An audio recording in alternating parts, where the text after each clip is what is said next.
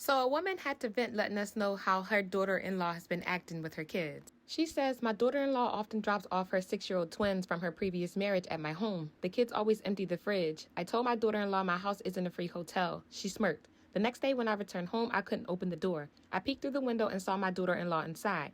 She was stacking huge boxes of groceries all over the kitchen floor. There were so many boxes that they were blocking the door. I knocked and she eventually let me in. I confronted her and she said she felt insulted that I asked her to pay for the food her twins ate while she's saying nothing about my grandson, who also spends a lot of time with me. To compensate, she'd gone overboard and bought enough food to stock my house for months. Then without another word, she returned my spare key and walked out. No, she didn't.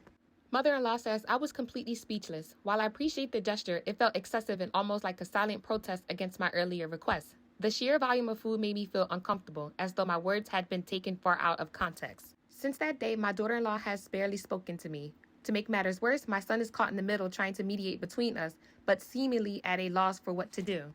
The tension in our family continues to grow, and I'm left questioning how to approach this without causing further conflict. I desperately need advice on how to repair this rift while maintaining my boundaries and ensuring everyone feels respected.